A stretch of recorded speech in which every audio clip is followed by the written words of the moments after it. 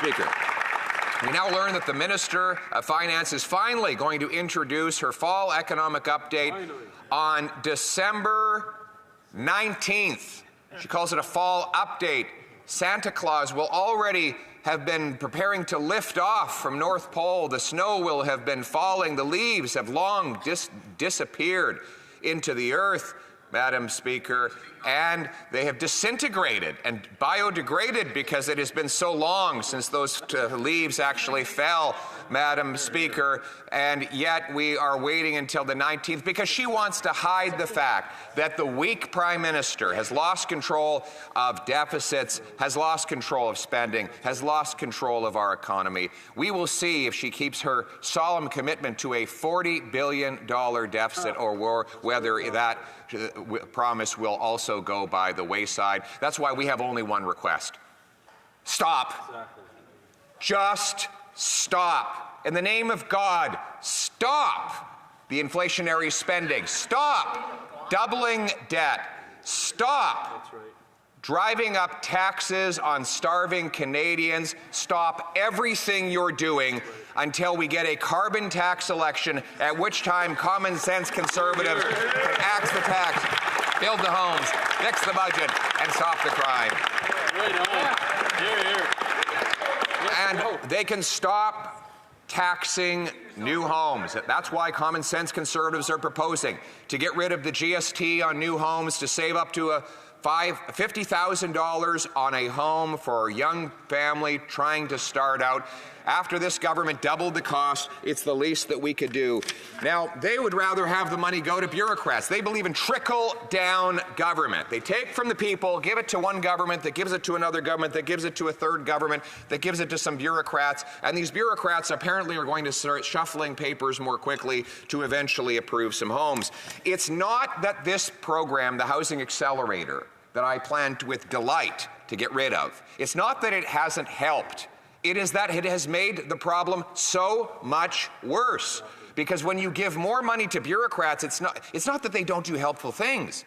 It's that they stand in the way and cause even more harm. Listen to one developer who said just the other day, over the last 10 years, the list of application requirements has increased exponentially, and so has the number of bureaucrats looking at your application. And there's often a pattern of staff waiting till the last day. On the day 29 of 30, they write back with a comment pertaining to something minor, which triggers another cycle. Imagine 3 or 4 such reviews of cycle, Madam Speaker. The more of these bureaucrats, the more layers, the more delay we need. By getting rid of this program alone and doing nothing else, we will speed up housing construction. And yes, there will be greedy, fat cat, big city politicians who will whine and complain because they had expected to have that money to build their empires. My message to them is, go on whining and complaining, because I'm not here to build your empire. I'm here to build homes for Canadians.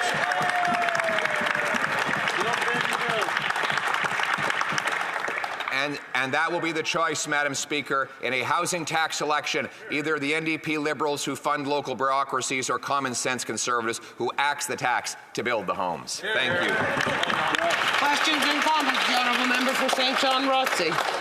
Thank you, Madam Speaker, and thank you to the Leader of the Opposition for his speech. And, Madam Speaker, as I say often, I am from the beautiful riding of St. John Rothsay, where the Leader has visited frequently recently. But one thing that I do want to talk about, Madam Speaker, is the pride I have in our programs, like the Housing Accelerator, like the Rapid Housing Initiative, like the Co-Investment Fund, that have benefited my riding greatly. But one thing that's certainly come to notice of late is the Leader of the Opposition calling mayors across this country incompetent, amongst other things. So my question to the Leader of the Opposition is this: will you stop calling mayors across this country incompetent, and is the mayor of my riding of St. John incompetent? Thank you. Well, Leader of the Opposition. I don't know his mayor, so I can't comment on that, but I know his mayor's MP is incompetent, Mr. Speaker, Madam Speaker. And we know that because since he became the MP, housing costs have doubled in St. John. He wasn't able to get the energy use pipeline approved. He squeals away that he doesn't like the carbon tax, but then he votes to quadruple that same tax. I don't know if that's duplicity or incompetence, but probably a combination of the two.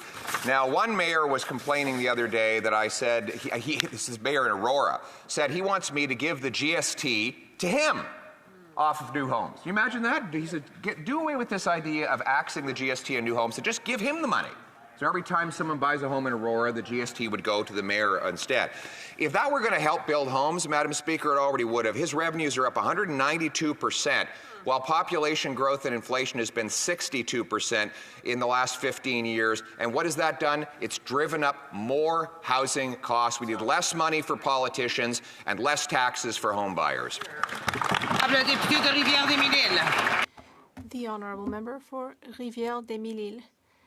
Madam Speaker, I think it's quite sad that the Leader of the Opposition is lowering himself to the kinds of things he just said to the Liberal member. I would like to remind him that there is nothing that shows that eliminating this 5% tax will actually lower housing costs. For example, since September 2023, there hasn't been GST on rental housing starts. And yet, despite that, there has been zero measurable impact on the cost of housing. Thank you. The Honourable Leader of the Opposition. Well, my colleague has said that scrapping the GST on apartments has not yet reduced the cost of homes. That's because houses are not apartments.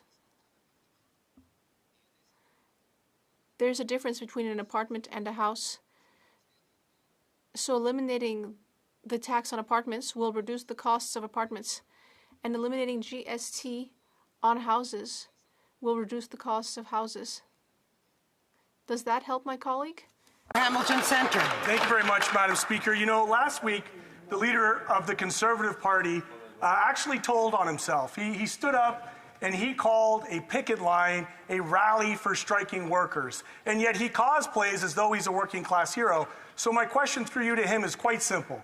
Is the leader of the official opposition still adamant about turning back our labor laws and making Canada a right-to-work nation, or will he stand with New Democrats and force the Liberals to end the Section 107 ministerial directions that undermine charter rights and privileges for unions and workers?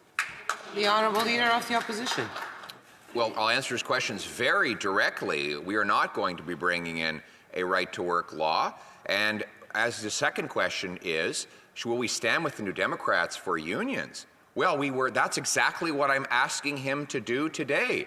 We have a motion in the House of Commons today that condemns this government for robbing workers of the right to strike and votes non-confidence in the government that the NDP leader has said is greedy, corporate-driven, and anti-worker. So we're ready to stand up today in that vote. The question is, will the NDP stand by its own words, stand by workers, or will they sell out once again for this Prime Minister?